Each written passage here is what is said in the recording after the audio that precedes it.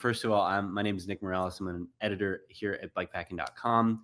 This is Ted King, a man of many accomplishments, chief of which, and most recent of which, he is the FKT holder for about a grand total of 45 minutes? Yeah, I think a little shy of that even. I was saying Oh, 30, wow. then I realized I had it for about 40 minutes. Man, okay. Well, nonetheless, you're a man that needs no introduction in the cycling world. But yeah, let's set the stage. Let's talk a little bit about the context going into this. So, Midsouth, for the uninitiated, I'm sure everybody that's listening is aware of what it is, but generally speaking, it is a gravel event that takes place in March. It has become one of the biggest gravel events in the world, I would say. It's sort of the spiritual kickoff to the gravel racing season, if I'm not mistaken. Uh, that being said, it doesn't exist as part of the Lifetime Grand Prix, which, according to Bobby, it never will. And it serves as a space, I think, for a number of different people across the bike space to share. So people like yourself that are professional racers, people like myself that like to go fast, but not necessarily do so in a competitive fashion.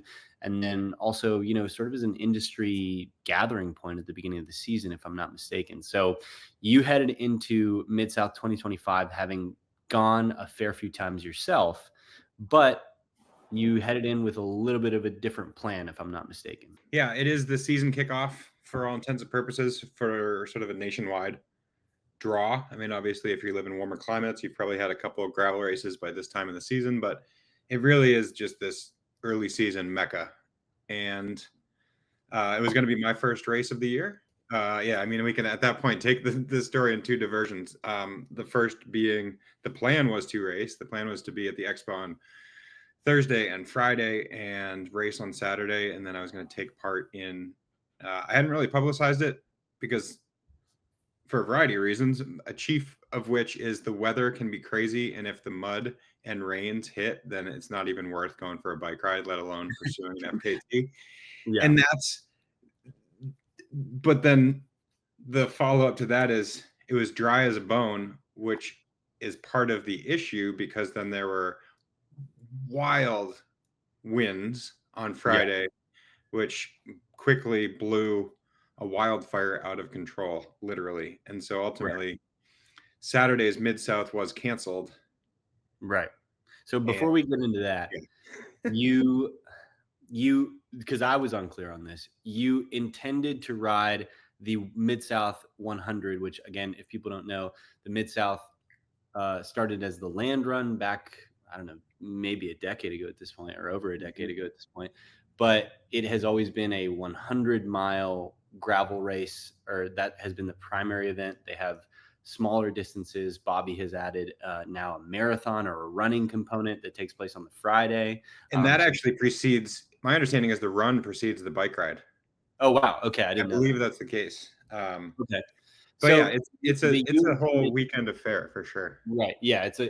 And I mean, candidly, or not necessarily candidly, but sort of tongue in cheek, Bobby uses the event to also obviously bring people to his beloved Oklahoma, but also to throw on a music festival, which he's very, very passionate about, and get people to witness him play the guitar, which is lovely. But aside from that, because this is something I was unclear on, you intended to do the actual Mid-South 100 and not just like ride off into the distance onto the mega Mid-South, which we'll get onto in a second. But you intended to do the Mid-South 100. Yeah. So one minor step back. Okay. Last fall, I believe, was when they introduced the Mega Mid-South. Yeah, I did the inaugural Grand Depart, Oh, and I wrote very about nice.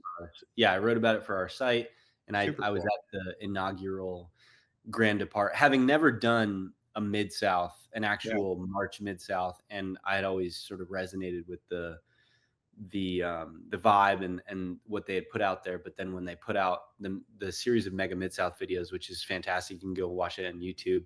Yeah. The media team at Mid-South is incredible. But yeah, they put that out last year, and they had a Grand Depart in, I believe, September. Mm-hmm. That is, if people don't know, it is a collection of the perimeter of all of the Mid-South routes that they've done over the past, I don't know, decade plus. And amounts to about 300.9 miles. Yes. So Bobby invited me to that. He said, come out to the Grand Depart last September. That wasn't in the cards. But since then, Mid-South has meant a lot to me, and going to the ride.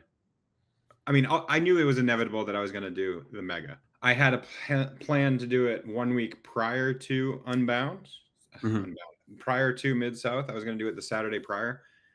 Of this year. Then, yeah, this year. But then I looked at a calendar and said, oh, wait, that's my daughter's 5th birthday. I'm going to be home and be a good dad. I don't know. The toss-up between those two things, it's pretty exactly. Go for an all-day bike ride and live out all the highs and lows of that, or spend the day with your daughter. So there you go. Was home, was in Vermont, had a great birthday, and then I drove our van to Oklahoma. My family, my wife, who is also a racer, and our 2 kids flew in on Thursday. We set up shop with Untapped and stayed in the Airbnb with Untapped, which is a sports nutrition company that I co-own. Tell us a little bit about Untapped, Ted. What's it about? This story is great. This has so many like divergent detours. Maple syrup is pulsing through my body. I probably have equal portions maple syrup and blood in my body. So being a New Englander and loving maple syrup, it was early on. It was early on in my European career, road race career, that I said maple syrup is better than maltodextrin and brown rice syrup and all these other flavored supplemented things. Let's just use maple syrup. So the short story is we use maple syrup as sports nutrition. Check us out at untapped.cc. Yeah, it's Untapped's first time there to Mid-South. It's my, I think, 5th go at Mid-South. Have you won actual Mid-South proper? I've been as high as 2nd place. To Payson? Payson's won a few. Yeah. My first time, it was Payson, Drew Dillman, and I going to the line together, and gosh darn it, Payson beat me. Alas. So it was funny because on the drive, it was probably Tuesday. So 3 days before the event, I had a meeting with someone who happened to live in Oklahoma. Okay. Independent of the race. It was a different thing. It was somebody who was starting a sports nutrition company and wanted to pick my brain, and he lives in Oklahoma. And at the end of the conversation, he's like, oh, watch out. It's going to be windy on Friday. And I was like, all right, it's the Midwest. It's going to be windy in the spring. I'm not. Yeah. It is amazing how far out they forecasted this wind, and it is amazing how ridiculously strong the wind is. So, okay, blah, blah, blah. Get out, set up shop, do the expo on Friday, and I go in the morning and pick up my number with the intention of going back to Untapped and spend time in the afternoon. The expo is a big deal. You have 4,000 people going through and picking up their number and being part of the expo, and that's just half the party and festival. And Untapped calls me early in the afternoon and says, don't bother coming. The expo's on lockdown. It's windy.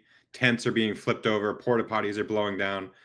So I stay at our Airbnb, and then it was fairly soon thereafter that there was the rumor of wildfire, and then there is the truth in confirmation of wildfire. And, it's not a terribly forested region. There are forests, but it's a lot of prairie and grass and just super dry stuff that amounts to kindling. And so it was gonna burn. It was gonna burn quick. We turn on the news and you watch the firefighters trying to fight fire. And when you're spraying a hose at, I'm making up a number, I have no idea, 250 psi into a 70 mile an hour wind, it's a moot point. So Friday ended up being a very chaotic day. People not knowing what's happening. Bobby saying the race is on, or infamously says the race is on until it's not. Right. And ultimately, sometime around midnight, they cancel the race. Like, my wife and I went to bed saying, okay, we're sort of quasi intending to race. Like, if there's a race that's on, we'll probably line up for it. Sure. Which involves, there's a lot of moving parts there. It's like we're anticipating our babysitter who lives in town to come over at 6:30 in the morning, even though she's a student at the OSU, Oklahoma State University, Sure. and she had orders from the school to evacuate. So Oh, it's wow. not like we're going to be texting her being like, "Well, I know you they said to evacuate, but you got to come over at 6:30 in the morning." We're like, these cards are being played, and however they land is what we're going to do. We'll figure it Right. out on the fly. And just for context, just so people have an idea, I know you mentioned it there, but basically there was this massive weather system that moved across the United States. It affected not just Oklahoma, but a number of states. Unfortunately, like Ted said, the high winds there, they were up to 70, 80, I think a little bit higher in some places. And through a combination of wildfires and just the effects of the wind, I think 35 people ended up losing their lives. I know that in Oklahoma itself, Bobby spoke to about 100 homes being lost. So it was, this is, and this is a question that I think we'll get onto in a little bit, but, it was a weather event that, yes, it was predicted, but the effects of which I think no one really fully understood how significant it was going to be. And I mean, to that effect, I mean, you spoke to it a little bit in saying that, infamously Bobby put out a video that he was like, the race is on until it isn't on. And I think he even said on a live stream, it's public, so no worries, but on a live stream when he was waiting for you and Chase to come across the line, that he was a little embarrassed about that because whatever. But I think, I know Bobby, and I think a lot of people know Bobby pretty well and know that he has the best intentions in mind. And I was sick as a dog this whole past weekend, just watching this stuff from my bed. And I think Yeah. what I thought about when I was watching all of this happen was, I wrote the story on the site about Mega Midsouth, which we will get to, folks. But Yeah. uh, I wrote the story on the site last year, and I really got to sit down and get, a nice feel of Bobby and Crystal and the whole team at Midsouth. And I think what people should remember is that, Bobby and the rest of the team have worked for years to get this event in Stillwater and to get the community there to band around it. And it means, and through that effort, it means so much, not just from an emotional perspective, but also, materially from an economic perspective. Like they make their boon through thousands upon thousands of people descending upon what is a very small city in the Midwest. And they plan a lot of things around that. So I think, yes, they made the right call in terms of calling off the race on Saturday. But, there are a lot of pressures that I think people should be cognizant of on some level, that Bobby is dealing with in terms of his responsibility or his feeling of responsibility, I think, to people in that community, and doing right by them and making sure that all of the things that essentially they plan their entire fiscal year around are not ruined, just by making a quick call. And so I think, there hasn't been really much pushback, I think, with regards to how the situation was dealt with. And I think they dealt with it really well. But that's just something that I wanted to mention in terms of unprecedented weather events and decision making with regards to races and economics. It's a tough call. So it's something to be cognizant of. So, but yeah, sorry, continue. Very well said. So it was with great apprehension and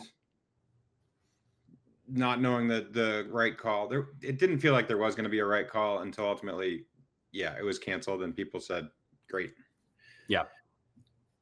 Basically, wake up Saturday and it's a clear, beautiful day because we're not abutting mountains. Like once it's still windy, so the air clears out super quickly, and the fires are they're certainly quelled in that area, or they burned through. Right. And then it was independent of all of those things going on. Yeah. Once I realized that I was going to be home for my daughter's birthday, I said, okay, I'll go after the FKT on Sunday. And the weather looks, the weather looks clear from like, it's not going to be a muddy standpoint. It's going to be a nice, beautiful, sunny day on Sunday. And then I wanted to make sure the optics were right for that too, right? I didn't want to go out and celebrate myself and like be self-aggrandizing saying, okay, there's been this travesty, but here I am, I'm going to go for a bike ride and really enjoy this area. Yeah. But so what? One, You're hanging out at Stone Cloud with Bobby, and you're yeah, like, you know what? I intended to do the Mega Mid South at some point. I'm here. The yeah, weather is fine. The winds have shifted. The AQI is no longer dangerous. yeah. Let me go out and do this thing and raise some money for charity for the sake of making a negative into a positive. I imagine that's what you're kind of saying. Basically, yeah. I mean, as I'm working through the conversations of that morning at home with Untapped with my wife, hey, logistically, it's still going to make sense. Laura and the family fly home on Sunday. I can go after this pursuit. I have a flight home on Tuesday. I run it by Bobby and his team, and we realized, I mean, at that point, he has started his fundraising for the United Way of Payne County. I thought, shoot, the ducks are lining up in a row to make this a positive thing. Like, this is totally coincidentally, if you look at my shirt, this is the dump truck full of awesome. Okay. Very dad-esque shirt, I think. This is my 2-year-old son this morning came downstairs and he's like, "You have a dump truck on your shirt." I said, "Hayden, I love you." He said, "Dad, I love your truck." He's a big truck lover, as are many 2-year-olds. So Right.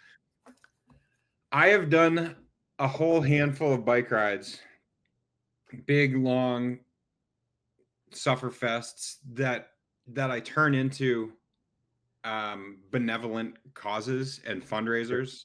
So the Yeah. first one of these was a green shirt to celebrate the Green Mountain State when I rode the 200 on 100 with my friend Tim Johnson and our friend Ryan Kelly.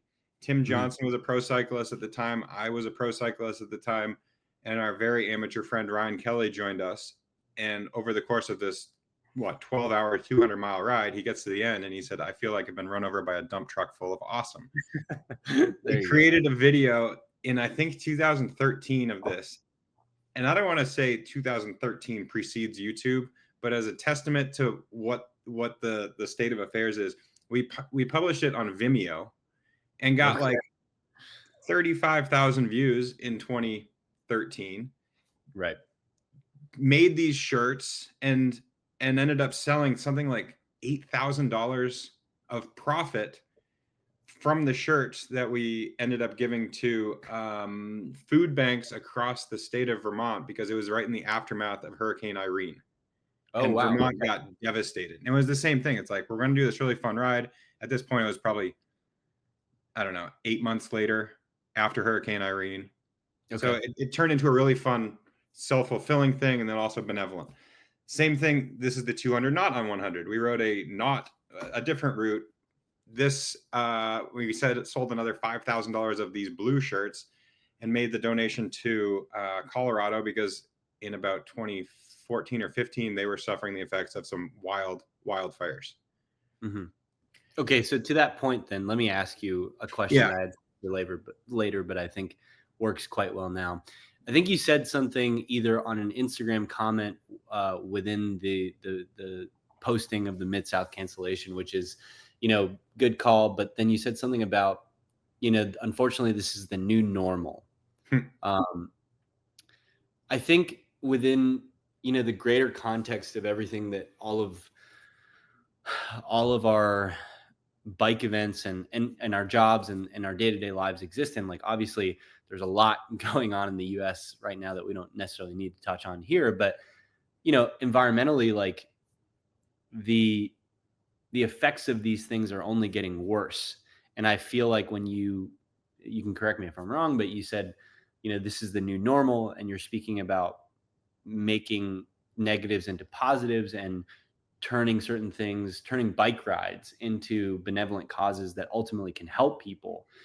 What role do you see yourself playing in that regard? Are you speaking with regard to this is the new normal to that environmental change and how these things will affect things? Because I mean, even last year we saw a number of prominent gravel races, whether they were bikepacking ultras or gravel events, canceled by wildfires or significant weather events. So is that kind of what you were speaking to a certain degree? And how do you see your role in affecting that in a positive way moving forward? I feel like politics are is it the third rail? Is that what they call it? It's like, I try very hard not to touch politics, and I'm going to steer clear of it pretty well here.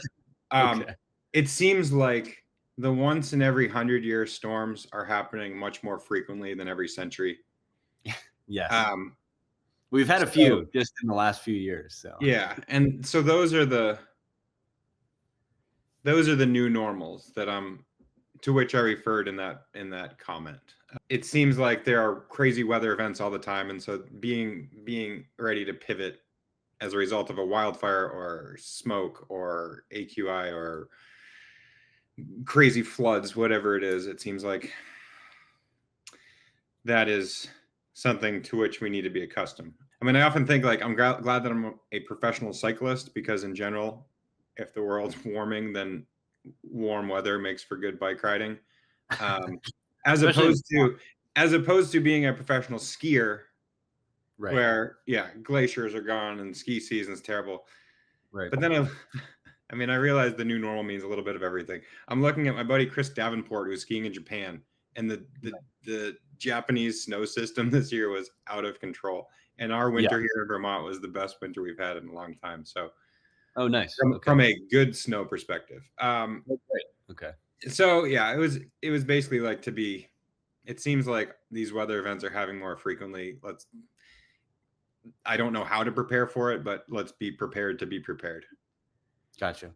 Um, so the point, I've done another one. It was right after I had a pulmonary embolism, so I couldn't compete. And I went out to our friend Jess Sarah's ride, Last Best Ride, great gravel event in Montana. And I started I started dead last. I think 15-minute buffer, and I was raising $1. I said I'd raise $1 for every person I passed. And over the course of that, I didn't pass 10,000 people, but I helped raise $10,000 for her very cool, impressive scholarship fund there at the Last Best Ride. Mm-hmm. So, I mean, yeah, it reminds me of my friend Will Dugan, who was once upon a time professional cyclist, and he runs a thing called Project Super Training in Boulder. And basically, it's this idea that, look, we love riding bikes, and often the pursuit of a big, long, crazy bike ride seems self-fulfilling and a little bit selfish. I mean, like, operate your own bubble and don't try to intrude other people, but like, let's just do it for ourselves. Whereas what he's doing with super training is making all these big, crazy rides into fundraisers. And I know it was difficult business to get off the ground, and I don't know the current state of it. I think he still does a couple of Project Super Training group rides, and he makes it like, hey, it's a $5 show up and ride, and we're going to make a donation with these funds. It's that sort of idea. It's like, I'm going to do this ride. How can I make it a good thing for more than just me? Right. So that was the pursuit, right? I mean, like, I wanted to do the route. I want to do the Mega Midsouth. Right now, I'm signed up for Unbound XL, so it seems like a great way to get some crazy training in. I don't know how you train for a 350-mile ride besides doing big dumb rides like this. Yeah. Yeah. So there I am at Stone Cloud on Saturday afternoon, drinking a couple beers with Bobby, and I say, hey, I'm going to launch this thing. And he's like, come up on stage, because yes, truth be told, Bobby would like nothing more than to be a rock star. And so it is a music festival, and he's thrilled to have all these great bands. It is just worlds colliding, his music love and his cycling love. Right. And yeah, immediately, I mean, I literally left. I got off the stage and somebody gave me $20, and I said, hey, here's my Venmo. I am Ted King on Venmo. Yeah. And I say that because I'm fundraising throughout the week.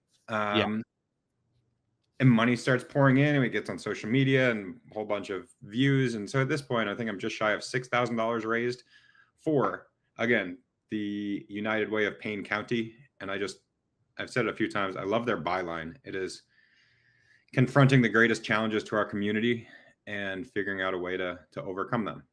I mean, this is a massive challenge that the community is facing right now. So yeah, let's go through the literal portions. Get the family packed up, wake up on Sunday morning at 4:30 a.m. with the intention of riding at 6 a.m. Mm-hmm. And my wife, who's going to get on a plane, I got up super early I wanted to get the route done early because you have to do a little bit of homework to figure out what stops you're going to make. It's a great route because you're always near towns. But then if you're actually going for an FKT, you want to hit stores that are open instead of detouring off course, obviously. you're never more, and this is part of the media that they have is on the site, is you're never more than 30 miles away from a resupply, I believe. That But sounds as anybody will, as anybody who's been in Oklahoma will know, like not all of them are are corporate entities. Some of them are mom and pop shops, oh, so they're yeah. not necessarily open 24 hours a day. So, like you said, it Mhm. does take a bit of planning to figure that out. Indeed. And an aside, if you notice the pile of clothes behind me, I got home last night and Yes. And you dropped your kids off this morning. dropped my kids off at school, yada, yada, yada. Okay. So it's at 5 o'clock in the morning, and I'm getting Uh-huh. my family out the door that my wife says, "Oh, did you know that Chase Wark is doing the route? He's doing an FKT attempt also. He's starting at 6:30." And I was like, honestly, I was a little bit frustrated because Yeah, that was part of the reason I didn't want to publicize it. right. Because I figured a bunch of people would, if I did it like first thing on Saturday morning, as a result of all these bike racers suddenly having no race on Saturday, I wouldn't be surprised if a lot of them be like, "Oh, let's all do like a grand apart on Sunday." Yeah. And Yeah. I don't know, I kind of wanted to selfishly go for the FKT solo. Yeah. But Yeah. then I'm like, you know what? This makes for a really good incentive to ride as hard as I can over the course of 300 miles. And that's So so Chase going for the FKT separate of you was yeah. not something that you collaborated on. It was like he had either heard about you doing it or come up with it of his own accord and decided to do it. He left, what, maybe an hour after you or not even? Yeah, his intention was to leave a half hour after me, which actually made me bonkers because he's so small and arrow. He Yeah. wears arrow socks, he has a rear disc wheel, and he has arrow bars. Yeah. And I was going with just my straight up gravel bike, and I'm like, man, I mean, over the course of a mile, the difference between arrow setup and not is nothing. The difference between arrow and not over 300 miles is monumental. So I was like, Especially just for the folks at home, especially for anyone who hasn't ridden out there in Oklahoma, like a lot of those roads are just straight. And, provided that the conditions are with you in terms of it's not super muddy, like you're gonna go pretty fast if you're going in a straight line and you have the kind of power available to you that Ted and Chase do. So totally. you add on aero elements to that, and it really does make a significant difference, because some of these gravel courses are pretty rough and tumble, so I don't think Yeah. aero makes a ton of sense. But yeah, I think out there makes a big difference. It makes a world of difference. So I guess he sent me a message on Saturday night that I didn't see. Hey Ted, I just saw your FKT announcement. I've been planning to do the route on Sunday too before my baby comes. I think his wife is like 37 weeks pregnant. Oh wow, jeez. Since I don't know how the rest of the season will go with the fires and the race cancellation, I didn't want to bug Bobby, but I still want to do it and try to raise $10,000. I want to have fun. I said, want to have a fun competition and see if we can raise more or go faster. I'm going to start 30 minutes after you. Yeah, I mean, it made for a good friendly competition. It made for me. I mean, it quickly became clear that I was going to get the FKT with huge respect to Nick Bennett, who had set the precedent the previous year. Right. But I'm like, okay, I can get this FKT. And now my biggest fear was Chase catching me Right. because then I don't get anything. I wouldn't, at least if I finish ahead of them, then I can get the FKT for a period of time, which is how it shook out. Right. Spoiler alert. But yeah, at one point, Bobby and his team are out there collecting media and shooting video. And Right. I asked Bobby at one point, I'm like, hey, how's Chase looking? And he gave me a very serious look. And he's like, oh, he's good. And I was just like, oh, darn it. So, question for you though. Yeah. Like I said, I wrote a feature on the Mega Midsouth last year when I did it in September.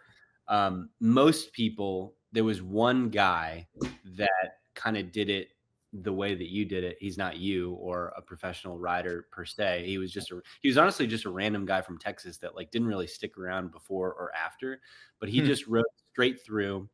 He technically had the first FKT, but Yeah, I think he did it in I forget the time, but there was really only a handful of individuals that did it as such. Most people either bike packed it or kind of credit card toured it in the sense that, like, Yeah. like I said, you're never more than 30 miles away from a resupply.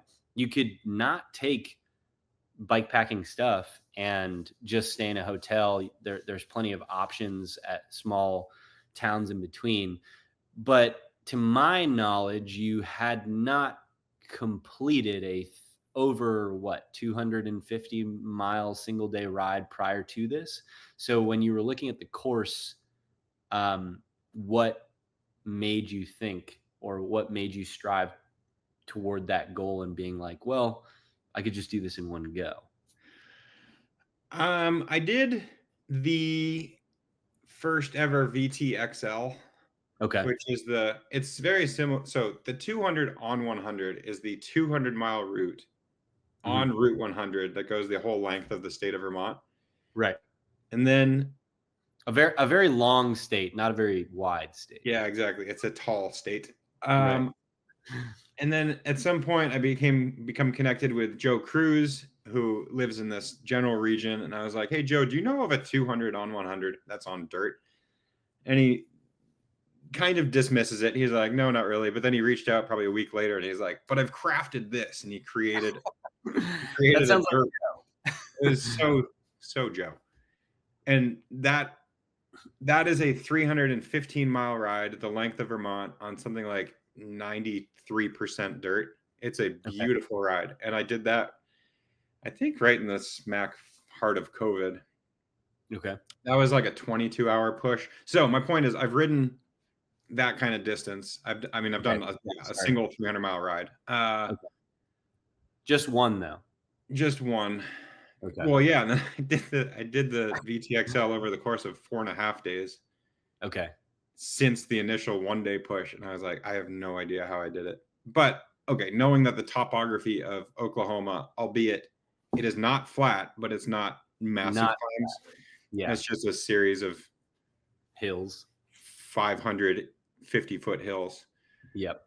And then also I did the race around Rwanda bike packing race about a month prior. I was like, Which you won. Congratulations. thank you. I knew I had it in me to go decently speedy. Basically not take a sleeping kit. And yeah, went for a wicked long bike ride. I mean, my summarizing notes are: it was insanely cold in the morning.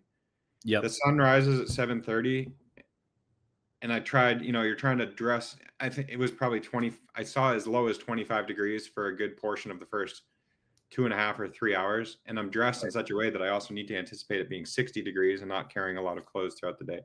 Right. So freezing in the morning, getting to a great rhythm, sun rising in the Midwest is just, it's spectacular. I mean, Right. it's an easy area to dismiss if you live in other parts of the country, the Midwest, whatever. It is, Yeah. it's beautiful.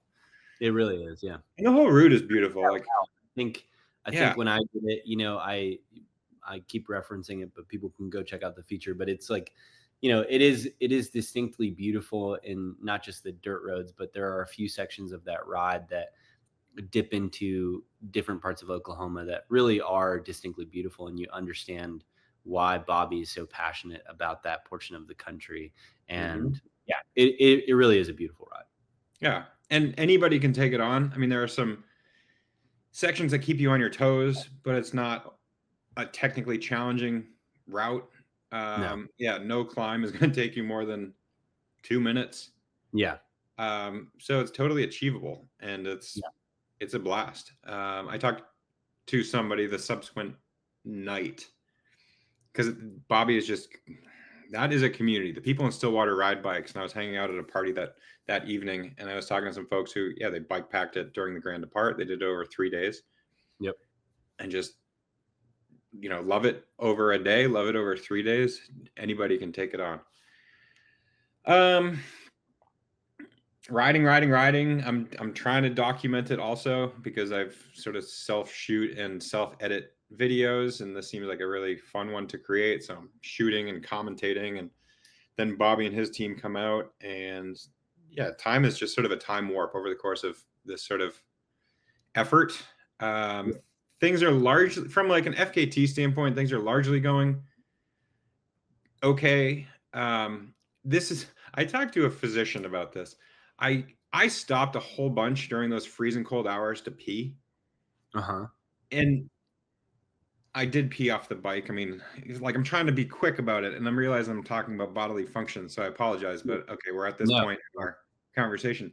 It was, as confirmed by this physician, I'm so cold that your Yeah. body wants to shunt water. It wants to get rid of water because Sure. otherwise you're just wasting your body heat by warming it.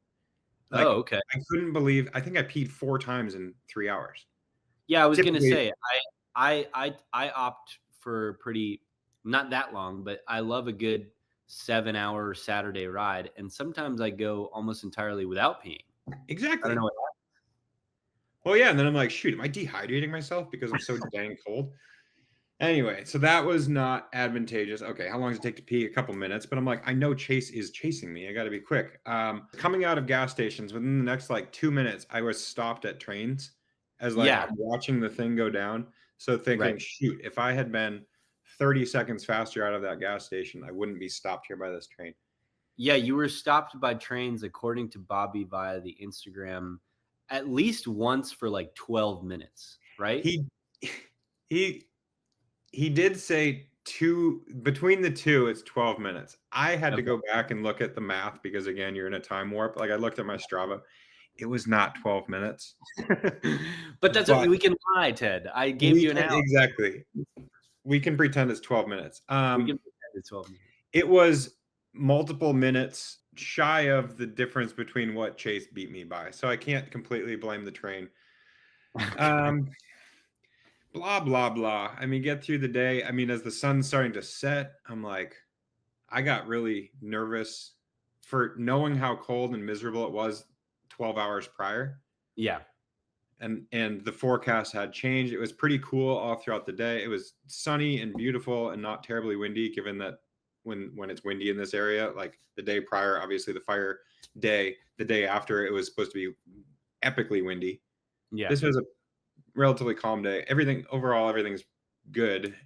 And then yeah, we get into the night again, and it was freezing, and I was just kind of miserable. But no, at that point, that I'm going to take the FKT. Sorry, so your FKT time was what exactly? 17 hours and 18 minutes. You started, if I'm not mistaken, at 5 in the morning on Sunday, 6 in the Started at morning started Sunday. at 6 a.m., 6:03. So you're getting well into the night on into Monday. So I finished at, I did it all within one day. I did it Oh, right. Yeah. from 6:03 a.m. Uh-huh. until 11:24 p.m. So as the sun goes down on Sunday, this is when it starts to get really quite cold again. It's like, it's not an immediate cold as it Yeah. was that morning, but it's like it's definitely chilly. And so I Yep. try to prevent getting cold in the first place, put my warm clothes on again. And then because you just have these nonstop dips, it's like you're warm at the top of the hill and you get Yep. down the bottom of the hill and you're freezing, and then warm and freezing and warm and freezing. Yeah. Not insurmountable, but yeah, it's like it's it's cold. So then I roll into Stillwater, finish in front of District, which is the party place. I'm expecting 5 people there. Yeah. And yeah, I mean, Bobby, when I call him the Pied Piper. Like, He really people is. will come out. And so I bet there are 25 people, 30 people. Yeah. It's live streaming it, and he just creates a party. I mean, I have created a decent tolerance for alcohol.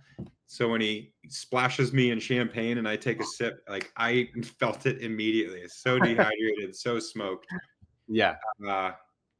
Put a jacket on immediately. I'm freezing, so I'm hanging out there for Right. a bit. But then I eventually go inside District, knowing that yeah, Chase is going to roll into town shortly thereafter. And at what do you say, 11:58 p.m. Chase crossed the finish line, and I was hoping in my heart of hearts that I would have had it for the whole day, so to speak, Yeah. like, so that he wouldn't take it till Monday, but no, Yeah. he started an hour after me, and he took the FKT by about 20 minutes, so therefore I had it for 40 minutes.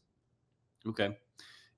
Just another potential plug for Untapped, but what were you? The gas stations in Oklahoma have some, as people can see again on the feature at the first gas station you go to in Kearney, there are these fantastic lollipops that have crickets in them.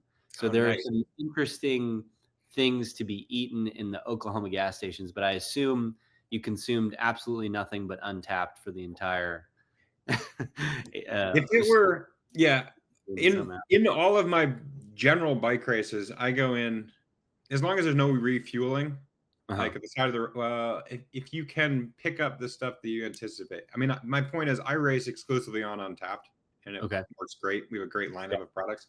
Yeah, when I go into a gas station, then I'm gonna need to get some other stuff. So I haven't done the math, but I could do it real quick. I probably had about almost 3,000 calories of Untapped to start with, Okay. and then my stops were certainly gas station inspired. I generally stick to sweets as opposed to the salty variety of food. I just sort of think, okay, I need carbohydrates and I need a lot of them. Right.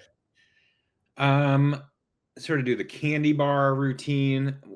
There's so Which many. candy bar? I know that Um, Lachlan is a big payday guy. I love a payday myself. I had a payday. I had a whatchamacallit. Okay. I had um, Snickers are of course popular, but you know what I really like is the almond flavor Snickers. I've never had that. Highly recommend it. It's a Okay. totally different variety than a standard Snickers. That's very good. Okay.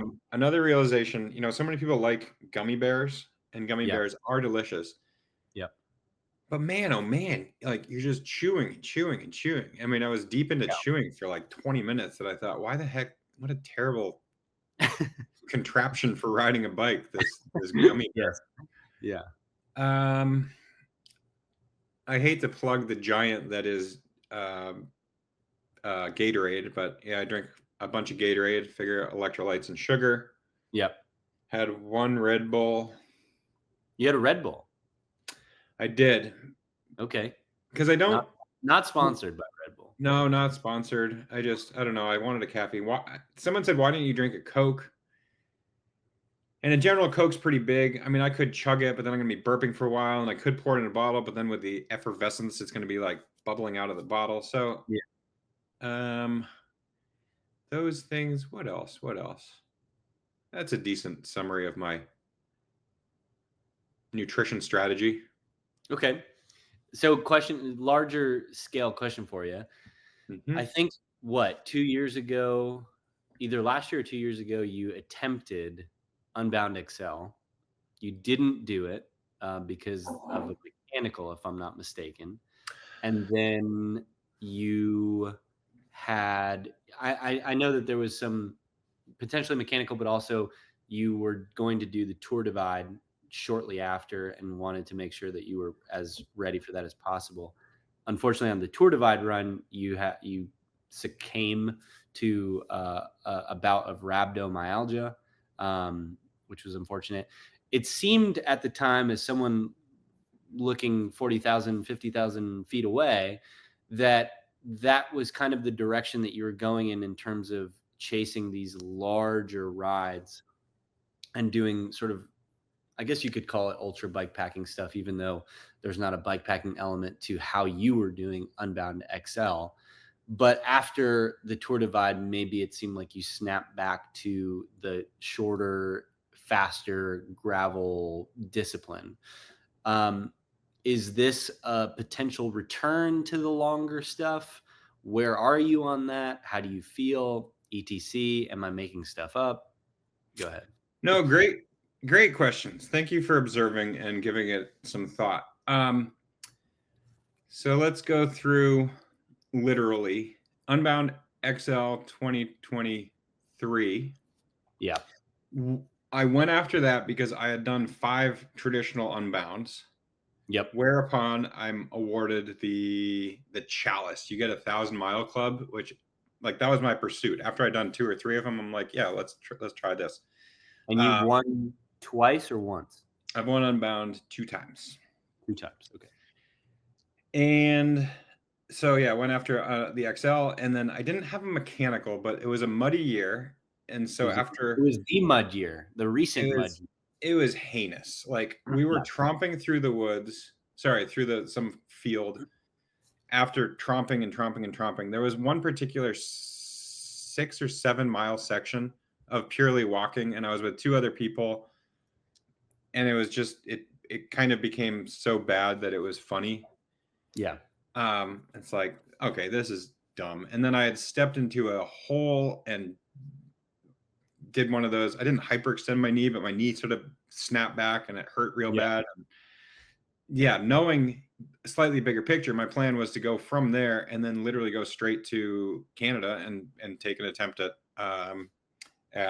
the Tour Divide, which has both of which the XL or the Tour Divide have a ton of planning to go into them, but Yeah. especially Tour Divide. Yeah. Like, you know what? This is just kind of dumb. I don't feel like walking for another 20 miles. Yeah. I'll give this a go another time. And then yeah, I've done a handful of true bikepacking things like Arkansas High Country. Yep. Yeah, VTXL over the course of 4 days involved actual camping. I've done some winter bikepacking, like a week in northern Canada. So I often say you're a bikepacking rookie or a bikepacking novice until you've done about 20 of them. Like you just are always learning. And even Yeah. when you've done 20, you're still learning. What I've found is I get very humbled at Tour Divide. I like the sort of 5 day or less adventures. I like Yep. the 1 day adventures because I also like sleeping in beds. I What a go to, concept.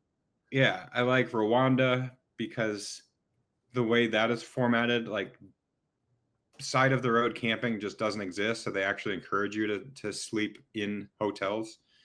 Okay. You're Um, not a big bivy guy though.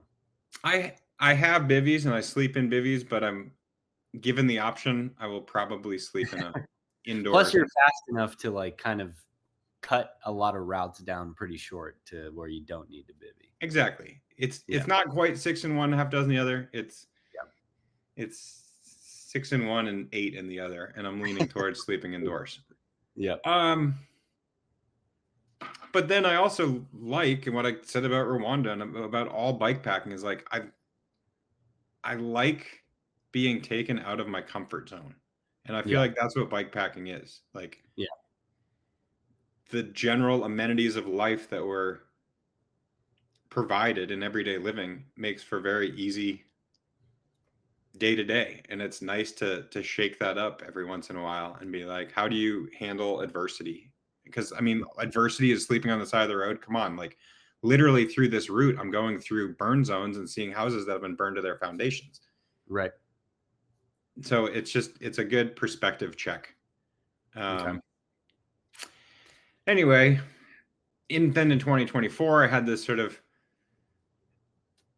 a really fun season last year. I got a coach, and I treated my gravel pursuit of gravel racing like I was 10 years younger, and Mhm. I made it a whole thing and a fun video series with Cannondale. And last year I was 41 years old racing against people who are literally half my age, and I wanted to see what I could achieve. So I mean, my racing is a little all over the map. Yes, I was going to do the Mid-South 100 Mhm. and then go after the FKT. Yeah. Do bike packing as much as I want to do another hellbent gravel race. Yeah. Okay. With that in mind, I think you brought up an interesting point about, or there was some dots connected there about you're quick enough to, as you said, not necessarily six, half dozen, one, but eight towards sleeping indoors. But to that end, you know, like I said, this route was presented to, I think, the world as sort of a bike packing route. You did it in one day.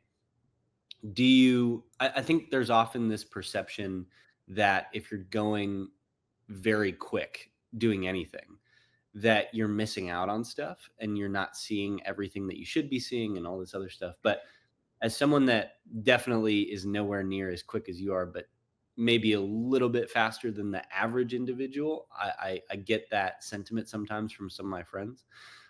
Do you think, or is there an element of this route that you experienced in passing or while doing this FKT attempt that you said, you know what, I need to maybe come back and do this a little bit slower, do this across maybe multiple days or split it in half or whatever the case is?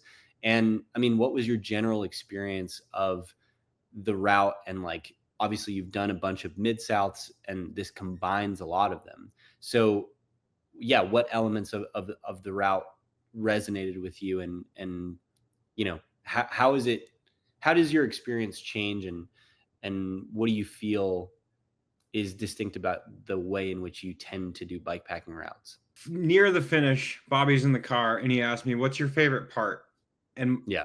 I struggled with it because like it's such a blur. Yeah.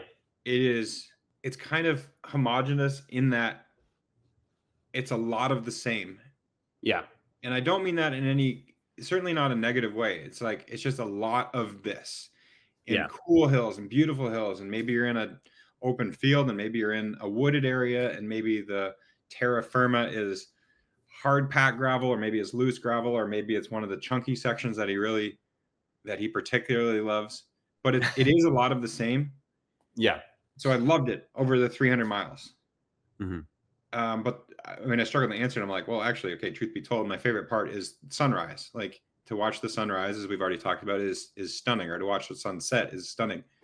I don't currently feel compelled to go back and pursue it over multiple days. It was fun talking to folks who did it as the grand depart. And part of the reason that this person in particular who I was talking to said he did it over 3 days is it was like between 98 and 103 degrees through most of the route. So he's like, well, I largely didn't ride during the day. And then he would ride at the shoulder ends of the day.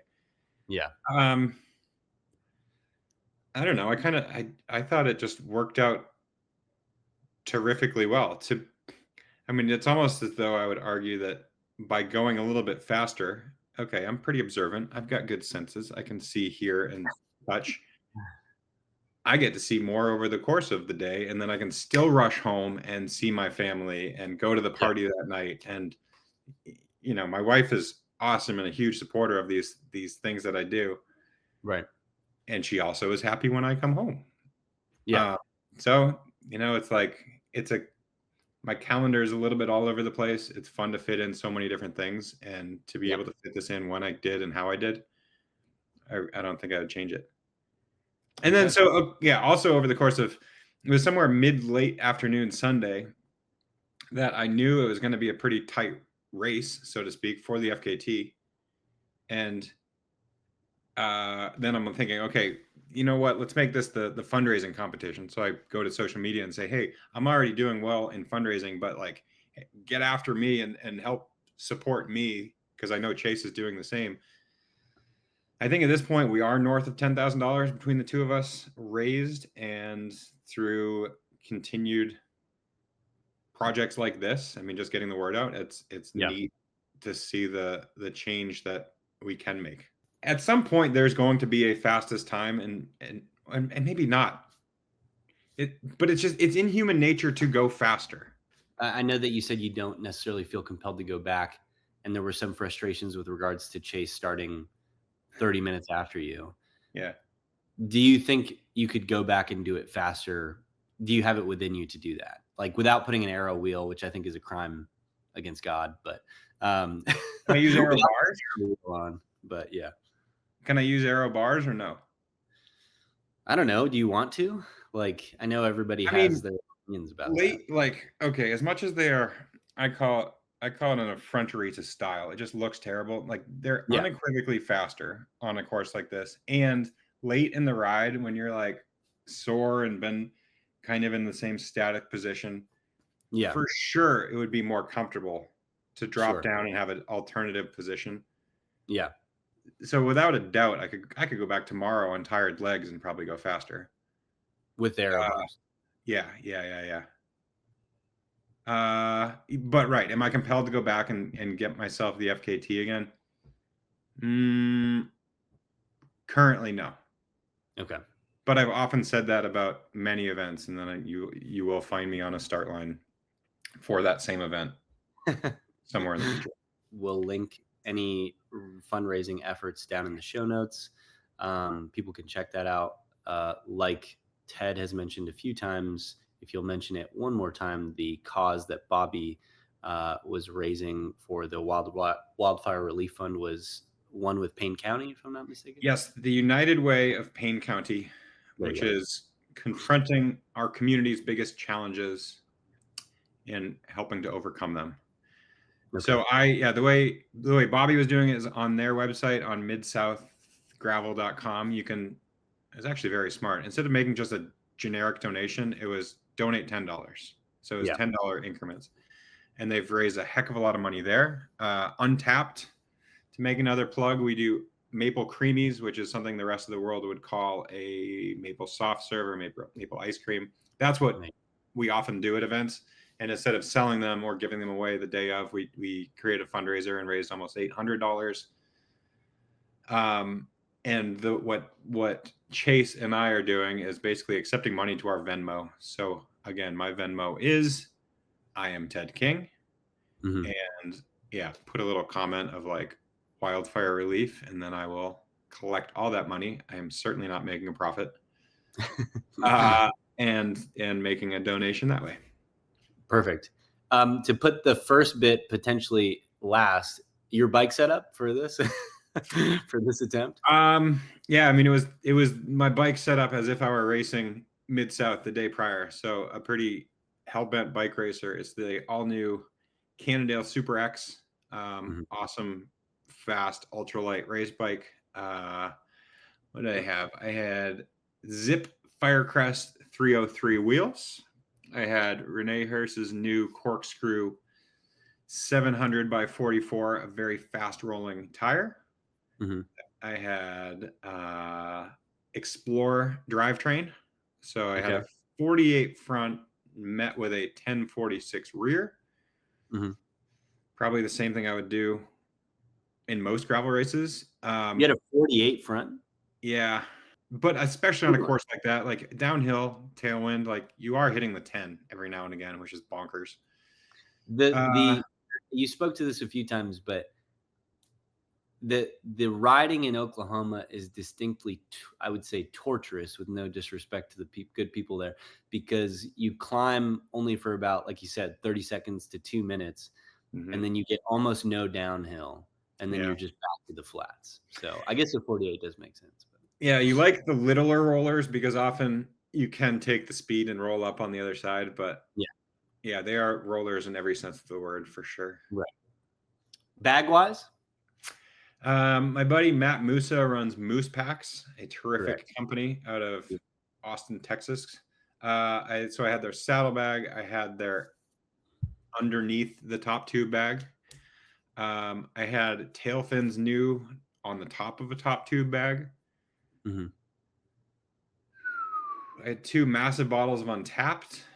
I had my wonderful ASOS cycling kit. I had exposure. I have some exposure lights. So I had the Toro on the front of my bike and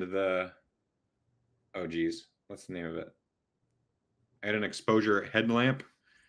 Not a headlamp. It's a bike lamp that I have mounted to my helmet. Apologies for forgetting the name of that. Yep. Your wonderful cask helmet. Cav. Apologies. Cav is there. This is a really cool company, and I want people to check them out. They're a relatively new helmet company that you 3D print your helmet. You take your phone, you scan your head, and then you send off that file through their app. And then you get a fit kit in the mail to make sure it's fitting perfectly. And then your helmet arrives with your custom colors and it fits perfectly, it's brilliant this day and age. Like, okay, what is one of the biggest problem touch points from the pandemic and cycling is everybody's over inventoried. Yeah.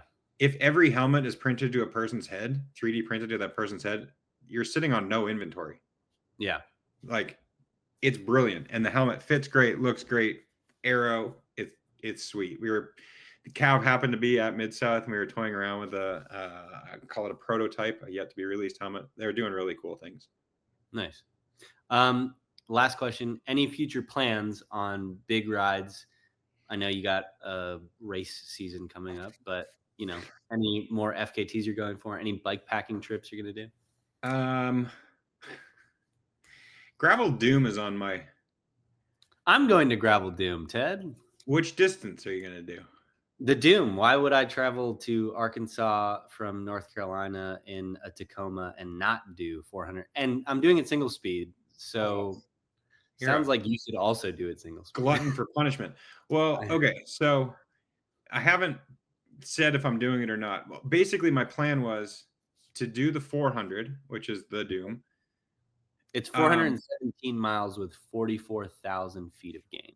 Yeah, in a stunning part of the country. If you have not ridden in Northwest Arkansas, it is beautiful. But then it's like literally 5 days before Sea Otter, which is that is a more prominent. That is the real kickoff of the Lifetime Grand. Yeah, that's the beginning of Lifetime. It's a big sponsor gathering, so it's very important that we are there. Yeah. What is my point? Oh yeah, so I was gonna fly to Arkansas, do it, and then fly to California. But then looking at a calendar, being like, okay, how long is this actually going to take me? I don't think I can. I literally can't do the 400. You could do like Dismay or Despair. I think those. Yeah. Are the short So then I was considering doing the 200, which I think puts it back in the realm of possible. Yeah, you should. It would be great to see you. It would be great to see you too. So yeah, that's on my today's to-do list. Like, what are the logistics to pull that off? Great. Okay, well, just to close out the conversation for the folks, again, you can donate to. We'll put down the causes in the show notes. And thanks again to Ted for talking to me about his recent Mega Midsouth FKT. Pleasure, Nick. Great talking with you. Thanks for having me on.